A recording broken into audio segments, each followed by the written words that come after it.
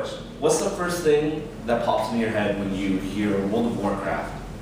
Now, I know for me personally, one of the first images that pops into my head is kind of the image that South Park has kind of put in my head of Cartman and his friends sitting in the attic with his friends, basically playing in months on end, locked in a room, and just getting fat. Now, for my speech today, I'm going to be talking about the positive effects of video game and kind of go over some of the negative stereotypes that have been attributed with playing video games.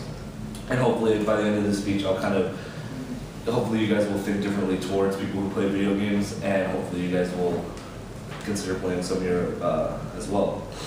So first I'll be talking about some of the positive effects of video games. And I'm going to go beyond just saying, okay, video games increase your reaction time, they increase your hand-eye coordination, because video games can do more than that now. One of the biggest things that video games can do now is they can stimulate creativity. Now, what I mean by this is kind of something given off to me by RufusExpress.com. And video games now, developers make such vast worlds and so intricate that a lot of times that with today's graphics, people can't tell the difference between if you're watching a movie or playing a video game.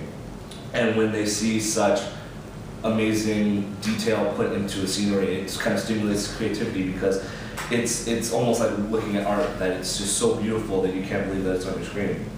Another thing that video games do that can help stimulate creativity is the story. Now, video games nowadays, they're not just, oh, go from point A to point B and then that's it. They all have a storyline, and they all have characters that develop their journey. Now, the stories that are put into these video games are written by professionals, and they're paid to write stories. So the stories of video games can be just as captivating as reading a book or reading a novel. Another positive effect that video games have is that they relieve stress. According to an article I got off articlebase.com, they say that if the average non-gamer plays 15 to 20 minutes a day, that it would do wonders for stress relief. Now, the reason that I feel that is because when you play a video game, because these stories are so captivating, because these worlds are so intricate and beautiful, that you kind of get lost sometimes in playing a video game, that you start to forget about the problems in your life. So if something bad's going on and you were to pick up a video game, you would essentially be more focused on what you're doing in the character and the consequences that are reflected throughout the game, as opposed to thinking about something that happened in your day or thinking about something that's happening in your life. And finally, the last positive effect that I'll be talking about that video games have are the ability to increase your critical thinking skills and your problem solving. Now, like I said, video games are different now than they were then, so a lot of games now have platforming where it's not just going from point A to point B. There's a lot of areas in between that you can go through and explore that require a lot of critical thinking and how to get there, because a lot of times they're hidden and they're not as shown. And also, games nowadays, they have a lot of puzzles incorporated inside of them. Even back in the day, like old games like Zelda, they have problems in which you need to solve in order to continue playing the game. Now, continually playing this type of problem solving and doing this type of platforming can increase memory and then even increase your ability to do simple problem solving. So now that I've kind of gone over some positive effects, I'll be talking about the social aspect of gaming. Now, a lot of people think that if you're playing video games, you just sit in a room by yourself, playing with no one else, and you're essentially isolating yourself from the rest of the world.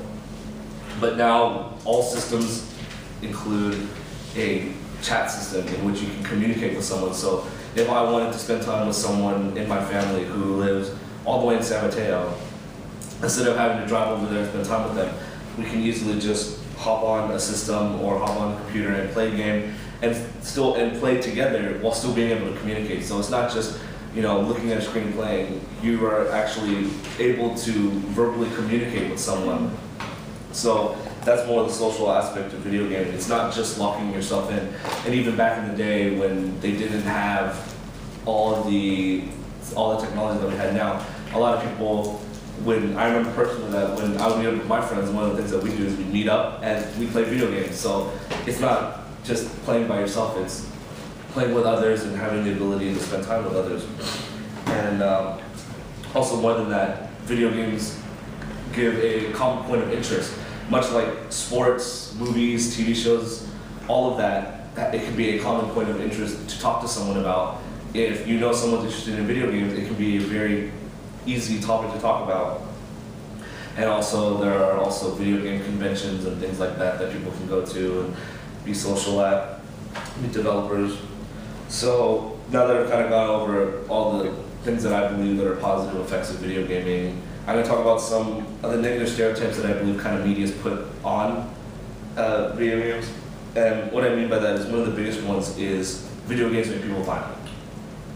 Now, I think that is more geared towards children as opposed to people who are older, because I think the video games don't make people violent. Because if you can split the difference between reality and a video game, it shouldn't be hard to distinguish that what you do in real life is not going to be accepted if you do it in a video game as well.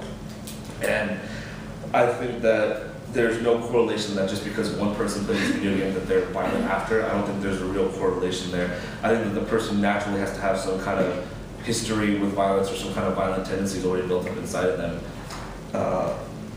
So I think that as long as parents monitor their children and don't let them play the game, or let them understand that there's a difference between real life and playing a video game, that the idea and the stereotype of video games making people violent would kind of disappear.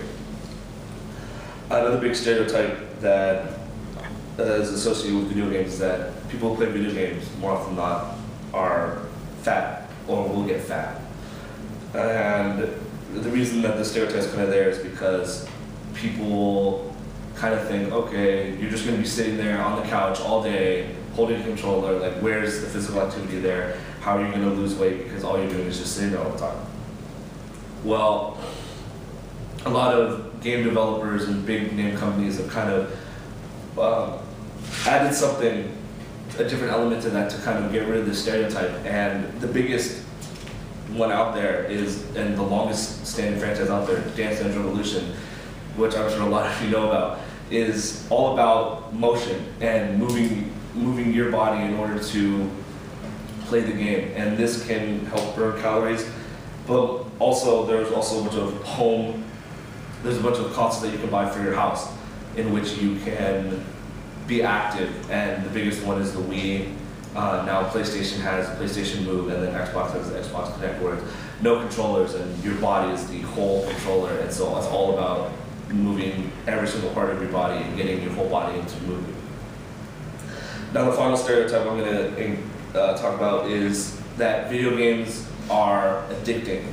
Now, according to an article I read on dentalplans.com, it was talking about how there's no yes or no about whether or not video games are officially addicting.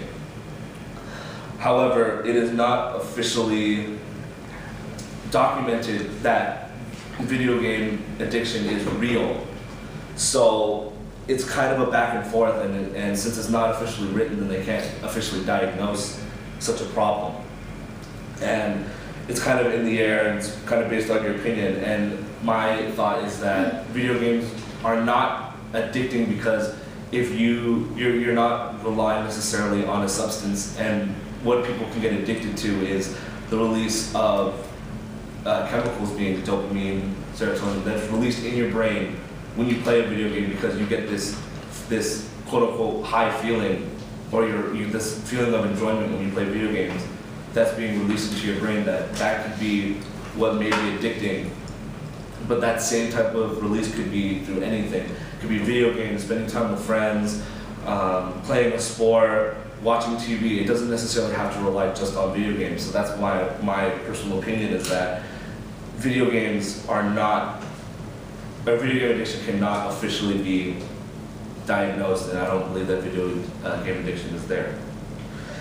So now that I've kind of talked about some positive effects of video gaming, and that I've kind of dispelled some stereotypes, I hope that you guys will kind of think differently about people who play video games, and hopefully next time you won't be as afraid to kind of pick up a controller and play for an hour or two. Thank you.